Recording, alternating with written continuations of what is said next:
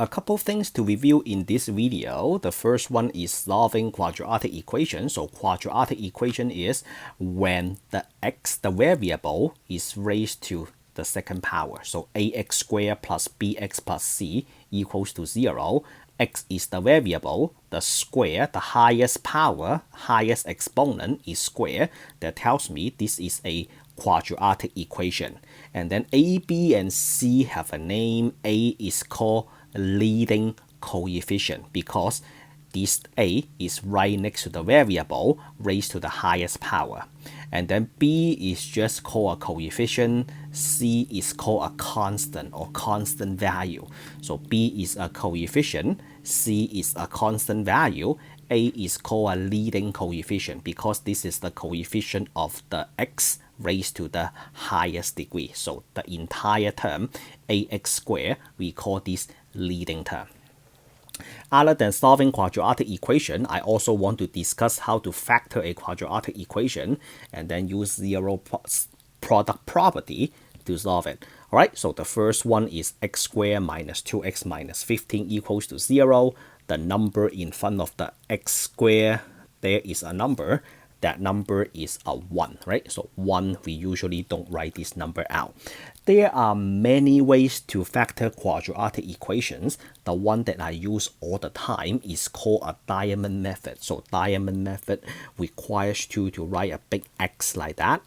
And then the number that goes to this spot is the product of the leading coefficient and the constant, which is 1 times minus 15, which is negative 15. And then the number that goes to this spot is the coefficient of the first degree, which is x, right? So the coefficient is negative 2. And then you need to think about two numbers. You need to give me two numbers, one right here and then one right there. The product is equals to the top. The sum is equals to the bottom. In this case, the first number is, okay, how about you think about this? You can pause the video, think about it. A number times another number equals to negative 15. The sum is equals to negative 2. You got it? So those two numbers are 3 and negative 5. The product is negative 15. The sum is negative 2. And then we set up two parentheses that is equals to 0. The first factor is, so they both start with an x. The first factor is the 3. It is positive, so I write a plus 3. The minus 5, you have x minus 5 equals to 0. And then we apply the zero product property. So zero product property. Zero product property says a factor times another factor equals to 0. Either the first factor is equals to 0 or the second factor is equals to 0. But the other side must be a 0. If this is not a 0, then the zero product property doesn't apply. Think about this, two numbers, pick two numbers, and any numbers you like. These two numbers, the product must be equal to 0. So one of them has to be equal to 0, right? Or they are both equals to 0. So you have x equals to negative 3 and then x equals to 5. The conjunction is we are using an OR. So x is either equals to negative 3 or equals to 5. So why do we use an OR? Because every time you plug in a number to the equation, you choose one number, right? So that number must be either a negative 3 or a 5. If you pick anything else, that is not going to work. Okay? Okay, moving on to the next equation. The next equation, let's see what happened when the leading coefficient is not a 1. So 2x squared plus 11x equals to 21. First of all, in order to apply zero product property, I need a 0 on the other side. So let's move all the terms to the left. 2x squared plus 11x minus 21 equals to 0. And then I apply the diamond method. Do you need to apply the diamond method? The answer is no. For factor, you can use any method you like. As long as your factors are correct, you'll get full credits. Don't worry about what method you use. There are way too many. I cannot discuss all of them. This is the one that I use a lot. It is called diamond method. Okay. What number goes to the top? The leading coefficient 2. times negative 21. So we have negative 42.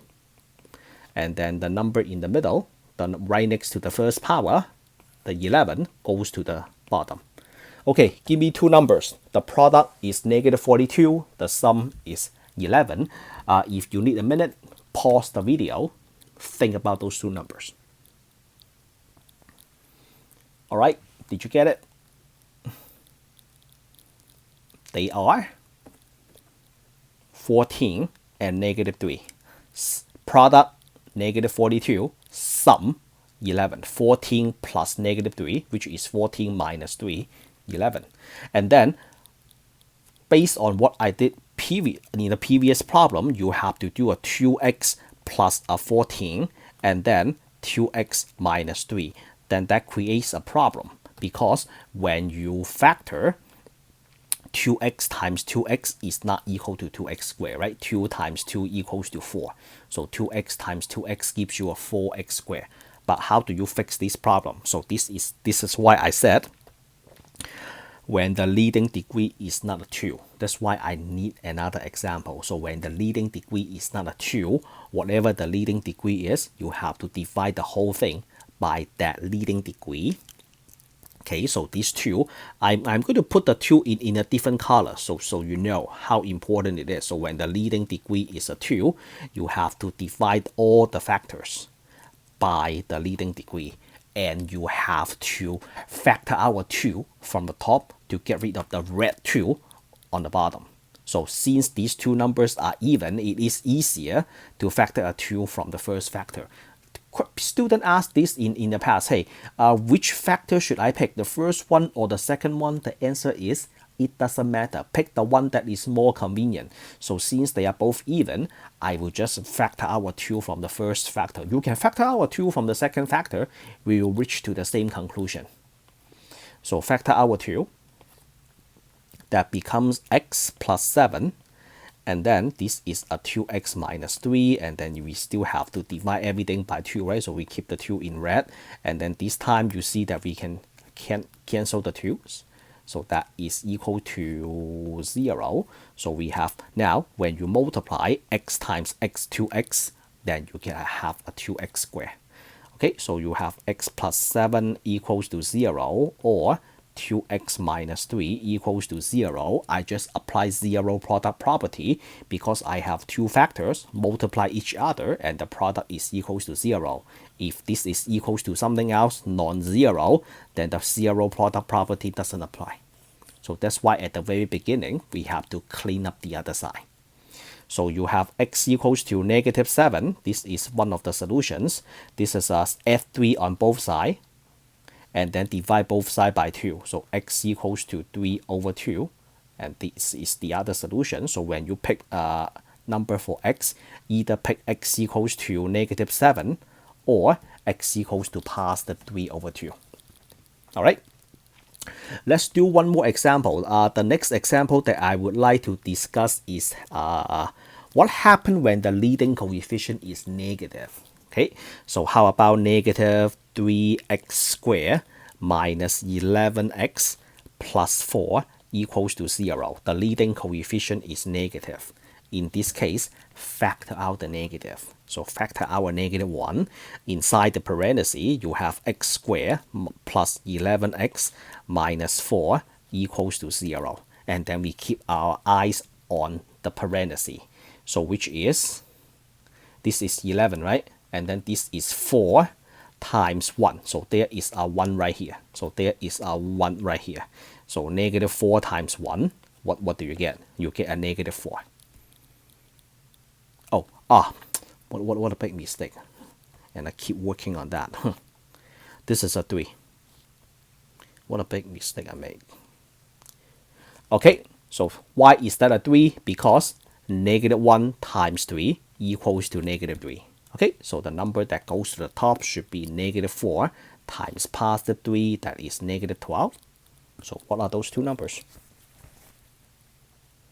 They are 12 and negative 1, right? Product negative 12, sum 11.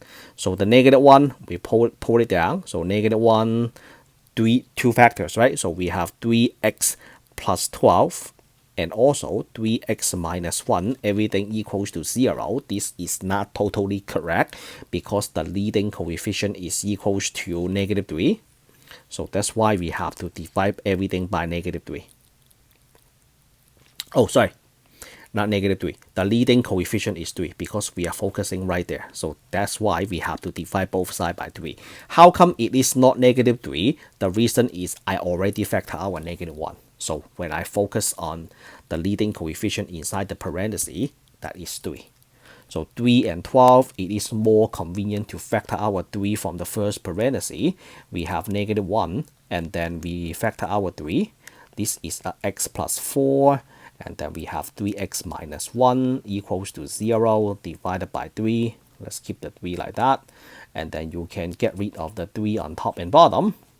So you have negative 1 and then x plus 4, and then you multiply 3x minus 1 equals to 0, and then apply zero product property, x plus 4 equals to 0, 3x minus 1 equals to 0, and then you have x equals to negative 4. This is 3x equals to 1, and then you have x equals to 1/3, and then the conjunction between them is an OR. When you pick a number that satisfies the equation, either pick negative 4 or positive 1/3. Okay, and then one other question that you want to ask me is, hey, how about this negative 1? This negative 1 goes to where? I don't see a negative 1 in your answer. The answer is we don't need to touch that negative 1 anymore because once you divide negative 1 on both sides, the negative 1 is gone. 0 divided by negative 1 is 0, right? So these constant outside of the factors, we don't need to touch them at all. But when you solve an equation, please do not divide both sides by a single variable because you will lose a solution if you do so. You can only divide both sides by a real number. All right, so before we end this video, I want to mention one more important technique. This technique show up once a while. If you don't remember that technique, you might run into a big trouble. So that is called factor by groups.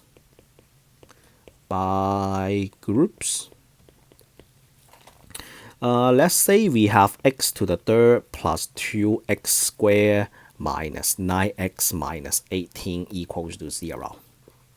Okay, so the way we do that is, allow me to copy this one more time. I'm going to copy this. So I'm going to copy and then I paste and copy this again.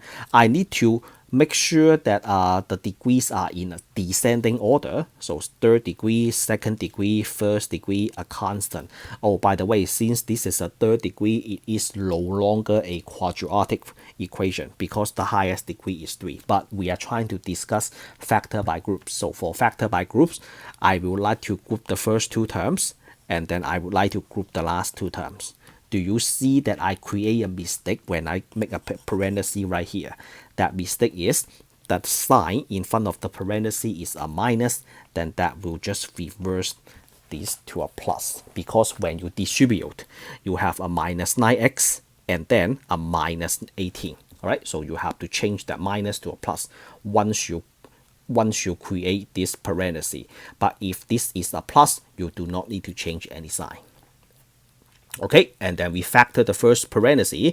Let's factor an x squared. So you have an x plus 2. This one, let's factor a 9. So you have an x plus 2 as well. And then that is equals to 0. So now, do you see that they both share the x minus 2 in common? Right? So we factor our x plus 2. And then the leftover is x squared minus 9 equals to 0. And then the x squared minus 9, that brings us to another review. Do you still remember that like a squared minus b squared is equals to a plus b and then a minus b? Still remember that? So let's say x squared minus 4, that is equals to x plus 2 and then x minus 2. Because 4 is equals to 2 squared. So in this case, b is equals to 2, just for example. In this case, we have a 9, so that means b is equals to 3. So that gives you x plus 3, x minus 3. Does that ring your bell? A squared minus b squared. How about a squared plus b squared? Here, how about a squared plus b squared? This cannot be factor.